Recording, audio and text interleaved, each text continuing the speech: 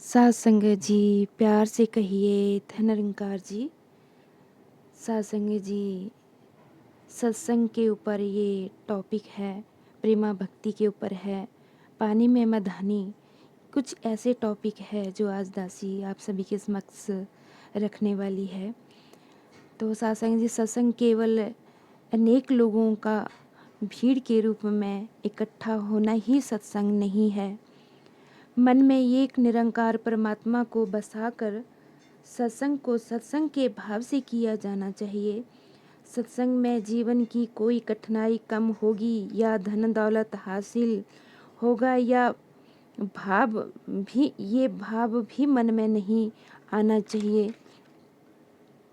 प्रेमा भक्ति जीवन में निरंकार को प्राथमिकता देंगे तो ये बात समझ में आ जाएगी कि जब परमात्मा से प्यार होता है तो ये जीवन भी प्रेमा भक्ति की ओर बढ़ता चला जाता है।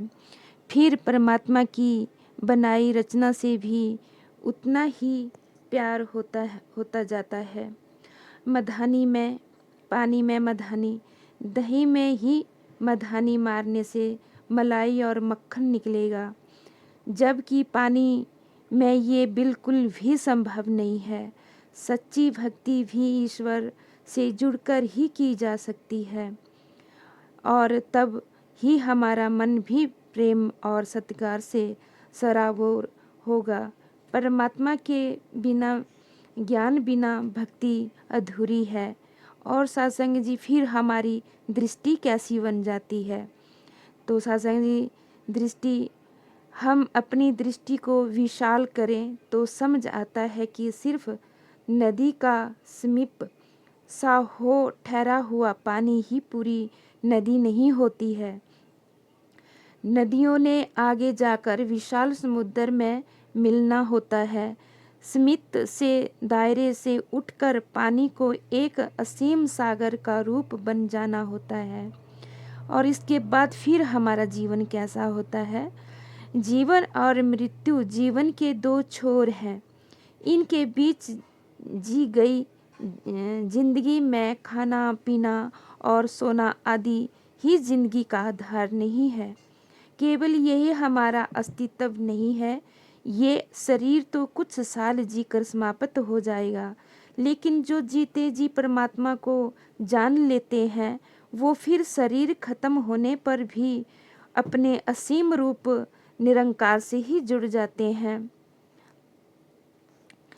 और फिर सासंग जी इसके बाद फिर जब हम पूरी तरह से निरंकार से जुड़ जाते हैं तो हमारे मनों में फिर कोई भ्रम नहीं रहते हैं, वो भ्रम भी खत्म हो जाते हैं। फिर सासंग जी भ्रम खत्म हो जाए तो मन की भटकन भी समाप्त हो जाती है। जब इस मन में निरंकार को बसा लेते हैं तो भ्रमों के अंदर जीना खत्म हो जाता है। जैसे एक छोटा बच्चा सपना देखता है कि उसके पेट में चूहा चला गया है, वो परेशान हो उठता है।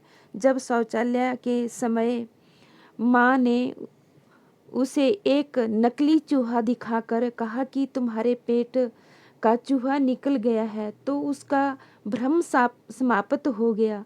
भ्रम समाप्त होते ही बच्चा ठीक हो गया। ये आत्मा भ्रम से निजात पाए तभी मन की भटकन समाप्त होती है। और साथ साथ फिर हमें चेतनता में रहना होता है, हर समय चेतनता रखनी है, क्योंकि ब्रह्म ज्ञानी होना एक कर्तव्य है, एक जिम्मेदारी है। संत के स्वभाव में चेतनता का एक अहम योगदान भी होता है सत्संग जी।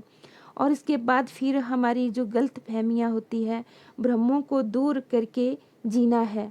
हर समय अगर इस प्रभु के एहसास में रहेंगे तो फिर कोई भ्रम भुलेखे, कोई गलत फहमियाँ हमें छू भी नहीं सकती है।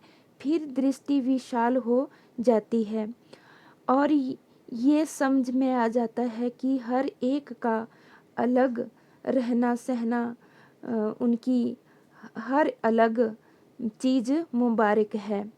फिर सत्संग जी हमें फिर जीवन में जो सत्संग एहसास